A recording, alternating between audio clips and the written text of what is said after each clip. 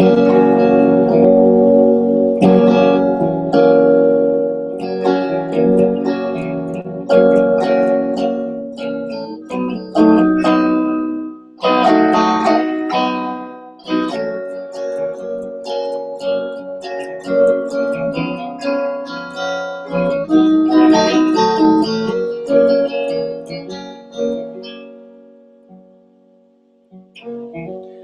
a little town south and west of where I am right now. It's called Youngtown, Arizona. It's a wonderful name for a city. Youngtown is a beautiful name for a city. Youngtown is funny because it's a poetic name. I love poetic names. Youngtown was created in 1954 as the first deeded retirement community in the United States. I believe it was the first deeded retirement community. In other words, that plots of land were deed restricted for people 50 or 55 years and older and nobody else.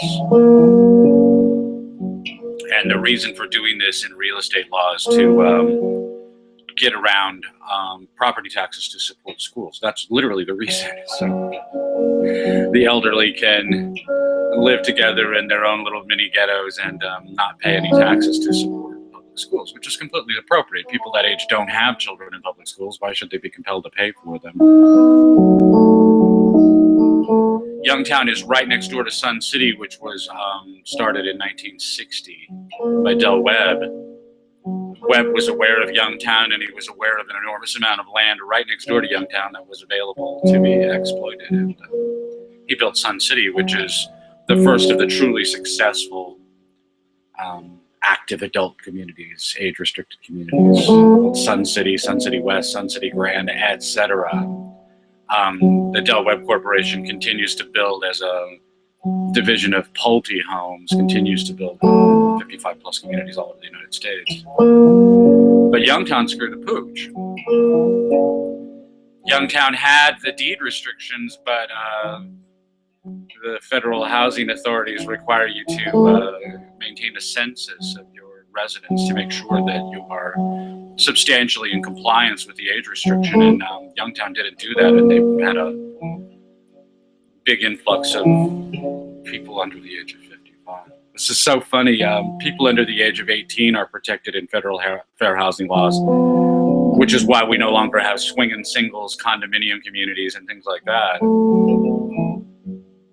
But people under 18 are not protected in age-restricted communities. They have no right to be there. And the reason they have no right to be there, again, is about property taxes. This is so stupid. This is all the many thousands of different ways we find of screwing up our lives with government. And this is a perfect example. But in any case, Youngtown screwed the pooch on its age-restricted census and lost its age-restricted status. And so now it's just another municipality, very small, very tiny in terms of land area, tiny in terms of the number of houses and in terms of the population. It's also massively underappreciated in suburban Phoenix and the Phoenix metropolitan area. Youngtown was rated by New Times magazine, the local furniture culture paper, the alternative culture paper, the local Village Voice. The New Times ranked Youngtown 24th out of 24 cities in Maricopa County, the absolute worst. And it's not bad at all. It's a sweet little town that has an identity crisis that will self-correct in due course because the age restriction is gone. And in due course, Youngtown will be another little aging suburb in the West Valley of Phoenix. I'm interested in it. I'm interested in it as economic prospects because it is going through this identity crisis. The real estate is undervalued, and in consequence, it seems like an ideal place to me to plant a flag in behalf of young families. This is the Church of Splendor. Our homily today is called Rejuvenating Youngtown, and I do not intend to talk to you about my plans in real estate. This is a part of my plans in real estate is Rejuvenating Youngtown, but I like the idea the poetry of the idea of rejuvenating Youngtown generally, because I think the United States is Youngtown compared to the rest of the world, not, well, kind of devalued right now and suffering an identity crisis, but the whole idea of Youngtown, a place where the young can put down roots and craft their own adventures, write their own stories in the Arizona soil. And it's a way that thriving people, driven people, born here and born elsewhere, the United States is a place where driven people can thrive. It always has been. It's not as easy now as it has been in the past, but it's still doable here. And it's a place where young, driven people can really get ahead if they want to.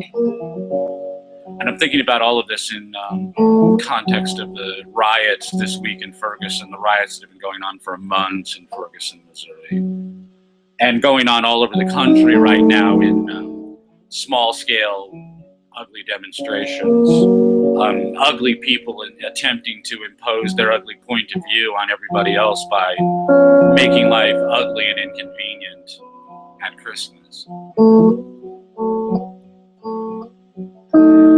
The children of white privilege who like to lecture the world about the evils of white privilege shut down the I-5 freeway in San Diego the other day. Who knows how many people died trying to get to the hospital because somebody wanted to make a demonstration about how awful it is to kill a thug in Ferguson, Missouri. I feel very sorry for the professional black ideologues and the professional white communists who ordered them around. The Marxist civil rights movement has really fallen on hard times when the only martyrs it can find are ugly thugs. I mean, really evil people, people that you would have nothing to do with if they weren't on the news. Which is all really very funny, that dreadful injustice being done to people who do nothing but dreadful injustices. And it's really sad and sick because there really is a problem, and it's one that we don't address because all we ever want to talk about are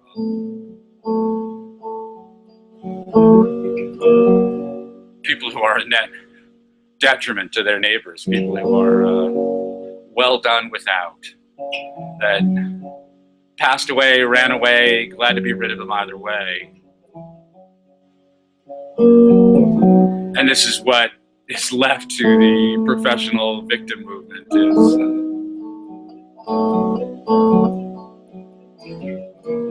complaining that thugs that nobody misses are victims of grievous injustice. It's easy to look at a situation like that substantially more people have died as a result of the protests in Ferguson than died as a result of Officer Wilson's use of force. Substantially more people, including one of the grand jury witnesses, was murdered the night of the grand jury announcement, murdered in his car, burned to death. Buildings destroyed, churches destroyed, the entire business district of Ferguson basically in chaos. The consequences as a result of this alleged injustice have been massive injustices visited upon people who are completely innocent of all wrongdoing. This is insane. This is absurd. And it is completely anti-human survival. That's what's most disturbing about it. It is the worst possible answer to the question, what can be done about Ferguson? What can be done about urban America? What can be done about the plight of the black man in America? The answers that are offered up by the professional victim mongers, by the Marxists who are leading all of this mess, the answers that they offer up serve only to advance the Marxist cause and do nothing to advance the interests of the individual people who are suffering under the imposition of Marxist policies over the last 100 years. The United States was taken over by a Marxist conspiracy during the Progressive era, and greater and lesser success over time. They don't have complete control, but they have a lot of control, and they have progressively more control. And the place where they have the most control is in the family, and the families over which they have the most control are black and poor families, people who are already enrolled in the welfare state in one way or another, are the perfect victims of this Marxist tyranny. And they make themselves more the victims by endorsing it. Every time they endorse the Marxist tyranny, they make themselves more the victims of it, which is really sad and stupid, really sick, because the one thing that they are offered up as a solution to their plight will only make their plight worse, collectively and individually. Individual people, as long as they're stuck in that environment, their lives will continue to get worse because the state grows on the pain of its victims. And the best victims of the welfare state in the United States are the welfare clients of that welfare state, the people who are addicted to free money stolen from their neighbors and given to them. And they cannot imagine how they could possibly live without it. Every cautious tyranny is fundamentally conservative, where conservative means the desire to change nothing, the desire to keep the status quo, and to alter nothing, to introduce no innovations, no improvements, no changes, whatever. And this is the state of the victims of the welfare state, as they are the most overwhelmingly conservative people in the United States, far more conservative than the people who are derided as being conservative, who are generally big fans of innovation. The people who are least interested in any sort of innovation are the ones who are most beholden to the welfare state and who have the fewest ideas about what they would do if the welfare state were to disappear tomorrow, which it will. Not necessarily tomorrow, Monday, but someday very soon. This whole thing has to come tumbling down because it cannot, it's a house of cards, it cannot sustain itself. And so my question for the people in Ferguson and for people in metaphorical Fergusons all over the United States is, what are you doing about it? What are you doing to change your circumstances? That if you are being paid free money, whether you consider the sum small or if other people consider it large, it doesn't really matter. You can always find some economist who's willing to prove that a welfare family is getting $60 or $70 or $80,000 in kind benefits, whether in cash, in kind, in tax abatements, things like that, that the benefit is, you know, a substantial 5-figure income. I don't know if that's true or not. It doesn't really matter. What does matter is that if you are being paid not to work, what work are you doing instead? Because if you are being paid not to work, then you have all kinds of time to learn something new. And of course that isn't happening. And that isn't happening in Ferguson. It isn't happening in other welfare state ghettos, white, brown, black, red. And it isn't happening in the massive number of homes that are receiving unemployment compensation. People are out of work. They're not doing anything to improve their condition. We have a vast population of people between the ages of 6 and 18 or 6 and 26 who are being paid to go to school full time, and they're not learning anything either. This is one of the things we get out of events like these Ferguson riots, is we get to see on television a whole lot of the victims of the public education system. I went to public schools, and my guess is that virtually everybody who watches me went to public schools. Private schools are not necessarily exceptionally better, but they can be better. Public schools can be excellent if you apply yourself.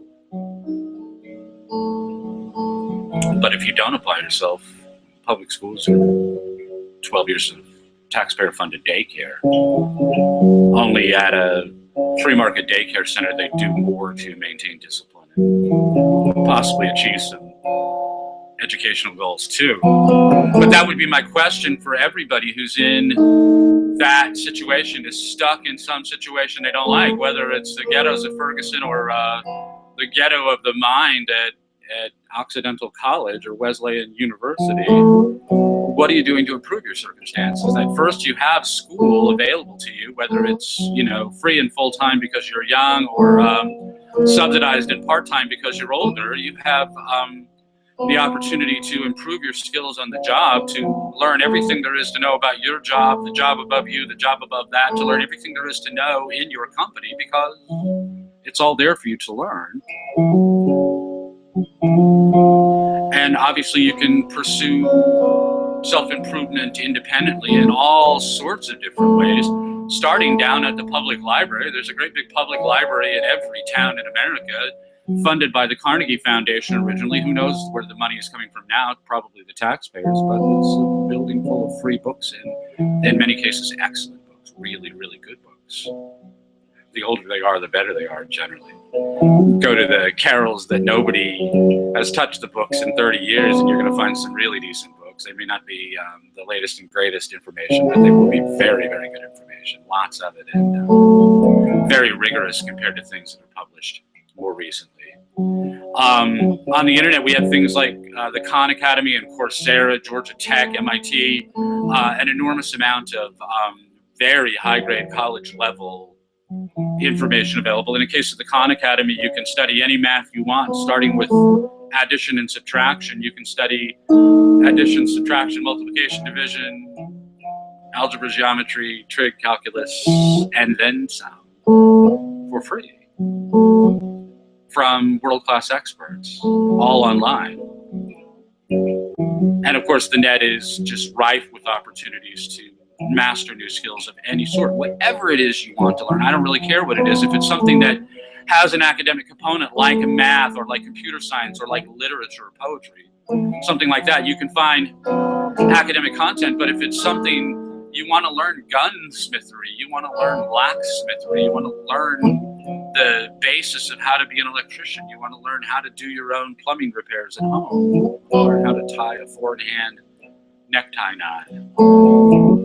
All of this can be learned on the internet for free. And for people who are in unhappy circumstances, whatever they are, and I really don't care if you're living in Ferguson or if you're living in Youngtown or if you're living in Tony Paradise Valley where the cheapest home sells for $600,000, I really don't care where you are. If you're not happy with your situation, it has never been easier to change it.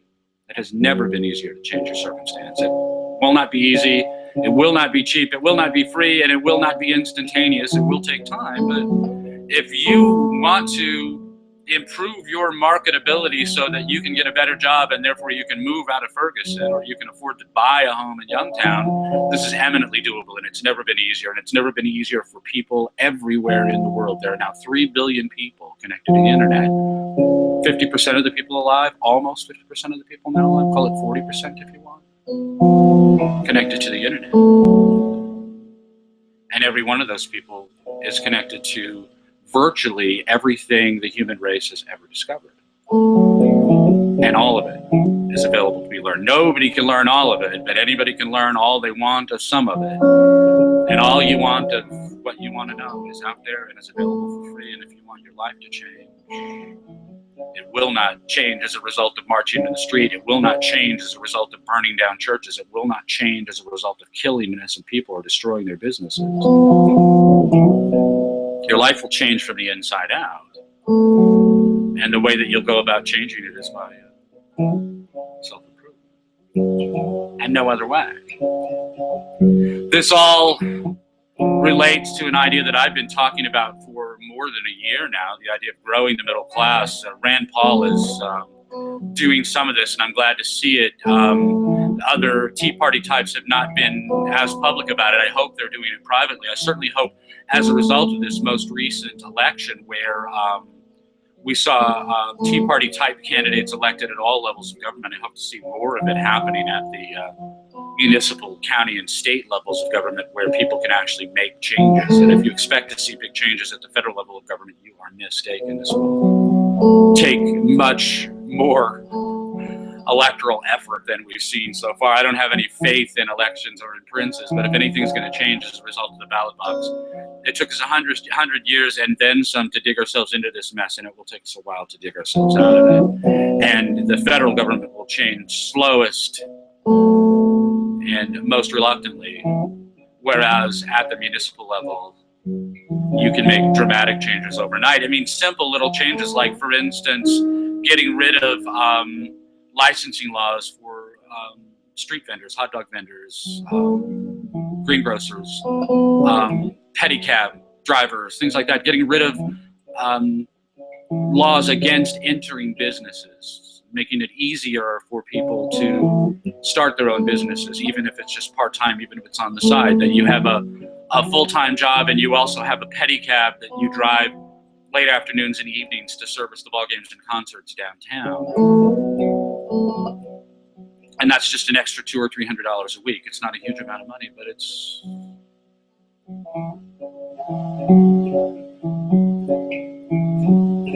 paying for your wife to go to nursing school, and it's paying for your kids' violin lessons.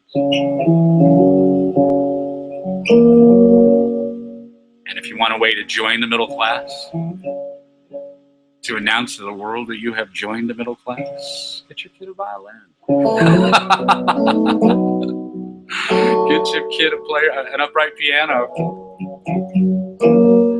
That's the number one way that we will successfully grow the middle class in the Western world, is by people who are not currently in it resolving to join the middle class. That you can do what you want to help induct people into the middle class, but really it will be their choice to join it that will make the difference. And that choice is simply getting quit of doing things rather more or less, as Kipling had it. The one thing that unites the poor as a social class, white, black, brown, red, some Asians, not many, in the United States anyway, but the one thing that unites the poor as a group is that unwillingness to dig in and get organized, to get quit of doing things rather more or less. And that's what will make the biggest difference in the lives of individuals, is choosing to join the middle class, choosing to become more organized, more systematic, more hardworking, more studious, more rigorous, more thrifty. There are a zillion virtues I could cite as middle class virtues, but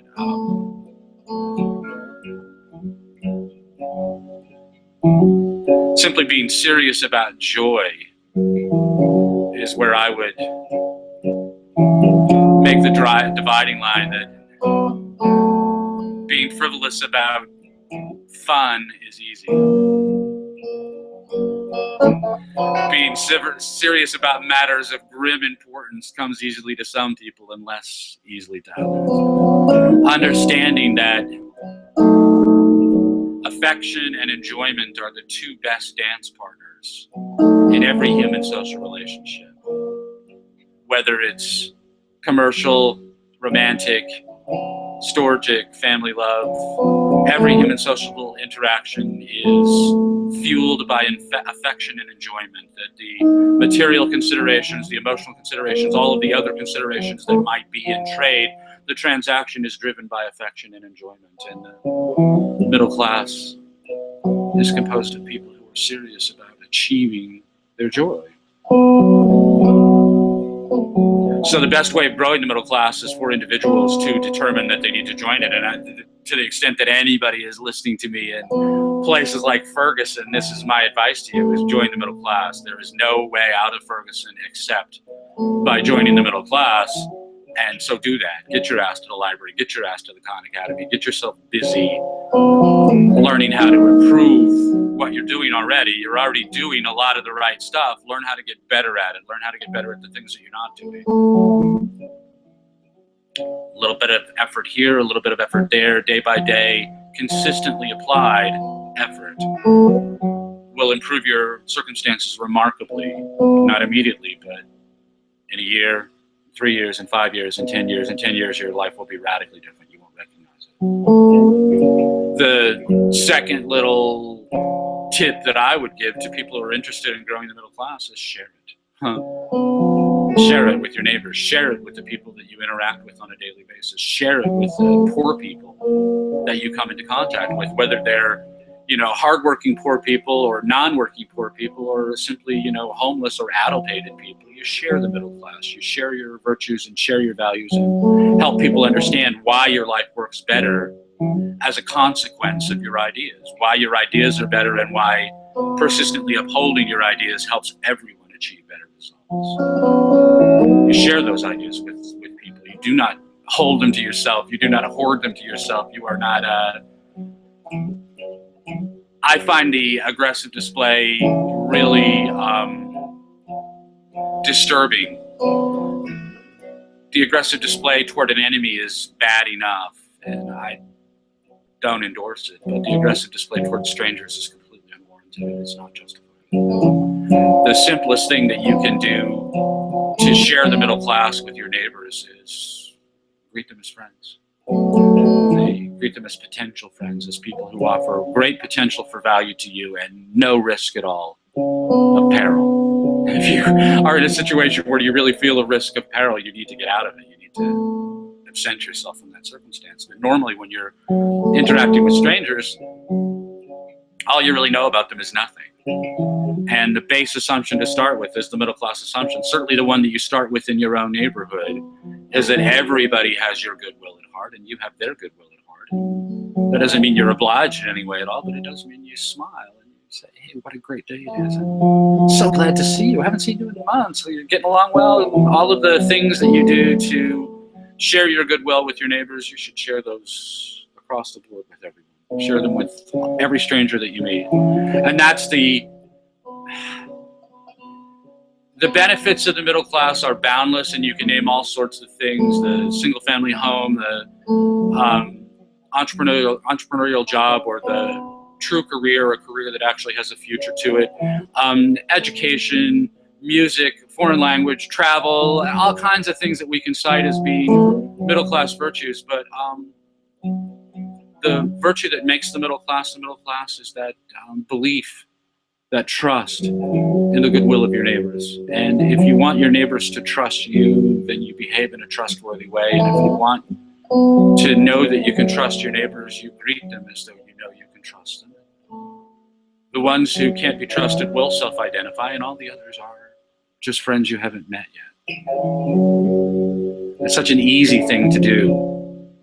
Just share that part. You don't have to share your wealth, and you don't really have to share much of your time. But you share your spirit.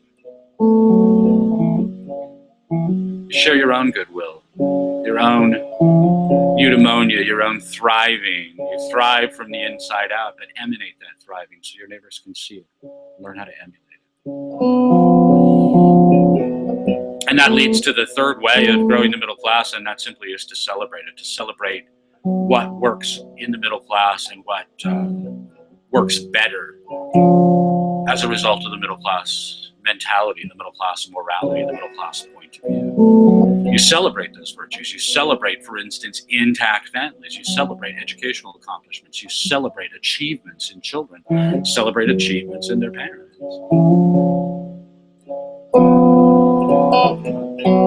This is one of the benefits that we had from church forever that we never thought about.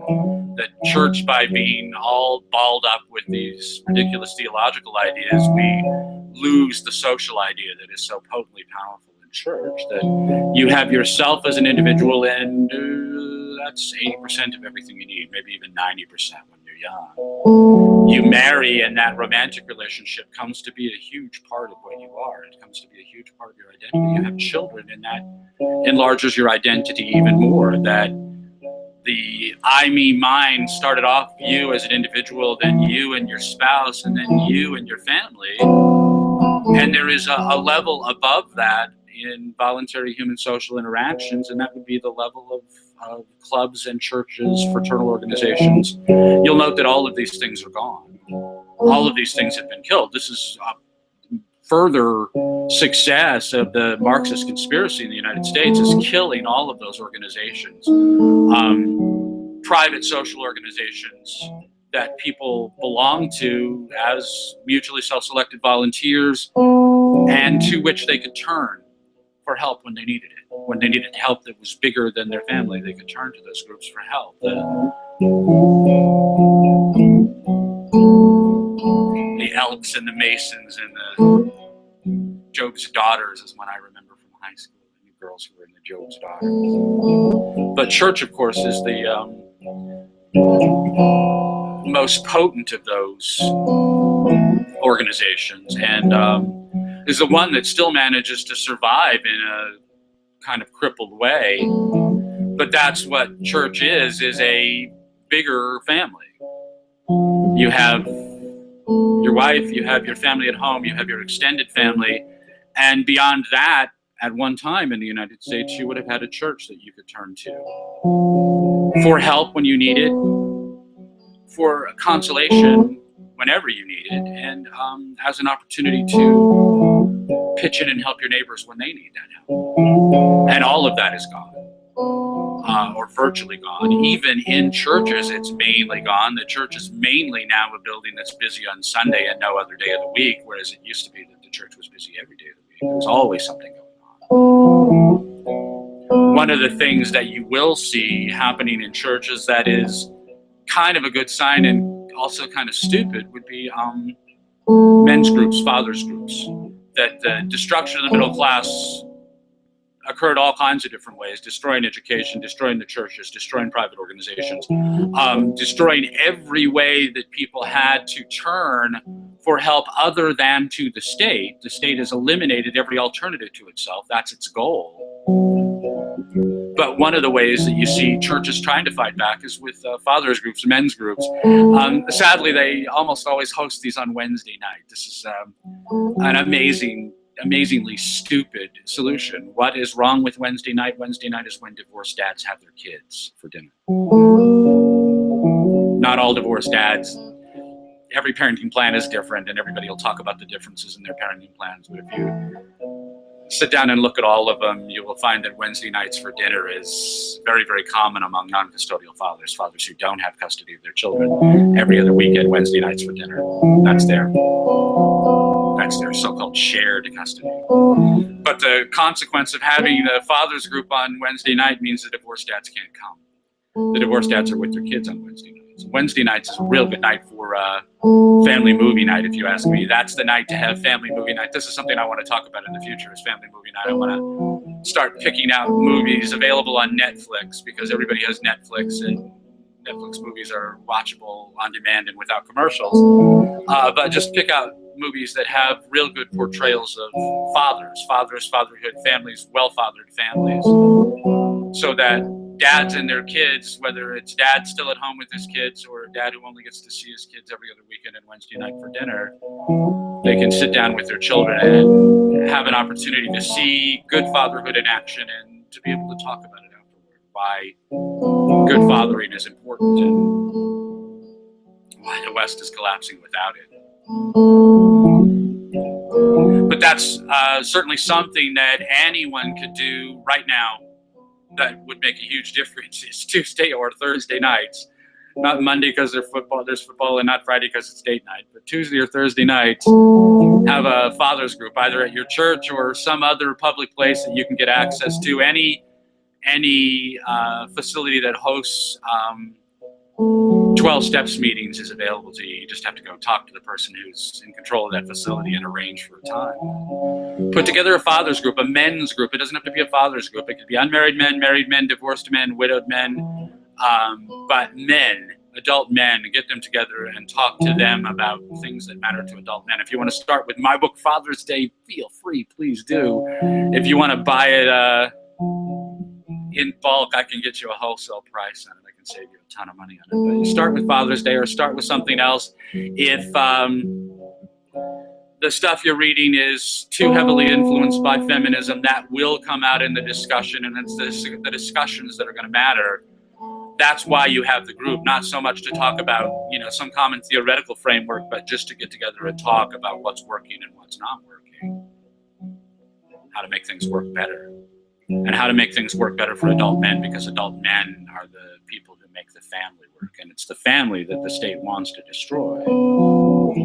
And it's only when adult men are working to make their families working that the family can hold out against that onslaught of cautious tyranny. I read an article this week about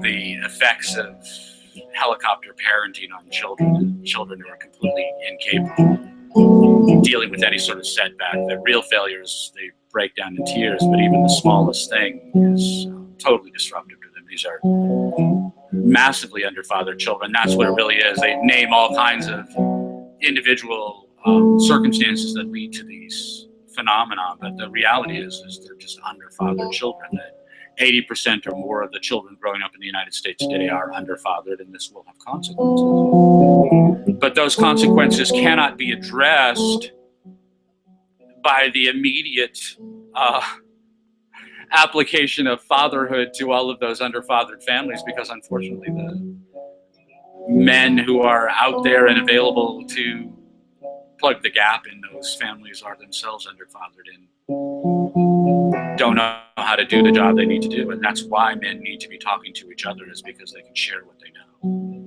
They can share what they know about what really does work on the ground in real life, in real family life, and they can make it better. But the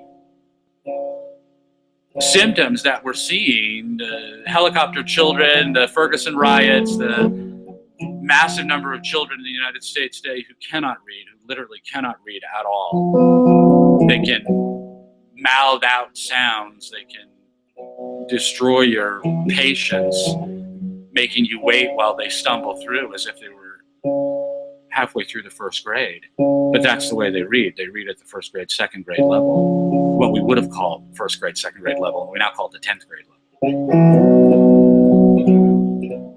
All of these are caused by the destruction of the family by way of undercutting fathers. And all of these problems can only be fixed by rejuvenating Youngtown, by putting the man in charge, back in charge of his family, and letting him get to work. This is something that will happen. And the reason for that is there is no alternative. That the cautious tyranny, the Marxist tyranny, the tyranny of no sparrow shall fall. That's what's funny about it. Godless Marxism attempts to create an engodded state where the uber state knows everything that's going wrong and can jump in and fix it. It's God meets Batman swooping in to save the day every which way. Cannot possibly happen. Cannot possibly happen. That the jobs that need to be done are too widely distributed to be handled by any central authority. Not to say that the central authority could plan or execute those functions in any case. This all has to be done by individuals. This is Hayek. This is spontaneous order in action. And what we're seeing in Western civilization, the destruction of Western civilization, consists of Marxists kicking out the struts, still supports the foundation of the spontaneous order of Western civilization. And the sine qua non of that spontaneous order is the father. You want to grow the middle class, you put the father back at the head of the table. Nothing else will work. But this will happen. The welfare state will collapse. The cautious tyranny will collapse. Cautious tyranny always collapses. It must collapse because only the driven can produce wealth. That the elderly can hoard wealth, and hoarding wealth and scurrying and worrying and all of the things that we associate with the elderly. These are survival strategies, but they're not thriving strategies. Young people consume far, far, far more wealth than they can ever produce, and therefore someone has to be producing far, far more wealth than he consumes. And that guy is a father. And if the father is not doing that, then nobody is doing it. And in the long run, when nobody provides all the excess wealth needed to feed those children, the children starve. The children who do not starve will be raised in well-fathered families. The children that they have who do not starve will be raised in well-fathered families. There is no alternative. In a human civilization, there is no alternative to well-fathered families. A civilization is human to the extent that it is well-fathered, and not otherwise. So this is what will happen. I want to help. I want you to help. And it's going to be us working together, growing the middle class one family at a time from the inside out. We're going to own the future. We'll win by default. just by doing better. Just by doing better. That's all. You don't have to do perfectly. You don't have to do amazingly well. You don't have to run a 4-minute mile or beat an Olympic swimmer. You don't have to be the best. You just have to be better. And just by doing better every day, a little bit at a time, every day a little bit better, everything will get better over time. Your family will get better over time. Your family life will get better over time. Your children will do better over time, and they will raise better children in consequence of your good example. And that's all you need to do. I get derided as a self-help guru. People try to insult me that way. I think it's funny. People try to insult me all the time, and they invariably insult me by giving me things that I regard as compliments. I don't have any respect at all for self-help gurus in general, but I know that what I'm talking about is for real and really works. And I know that if you apply yourself to it, it will really work for you. So slime me, malign me, ridicule me as a self-help guru. What I'm talking about is self-improvement. What I'm talking about is improving yourself from the inside out. And if you do that, everything gets better with it. Not immediately, not instantaneously, not necessarily all that dramatically all at once. Very dramatically over time. And all you have to do is apply yourself. My name is Greg Swann. This is the Church of Splendor. Atheist, egoist, anarchist, very pro-family. I'm so glad you could be with me today, and I'm interested to hear what you're doing to grow the middle class in your home. Bless you. Thank you. Have a great day. Bye-bye.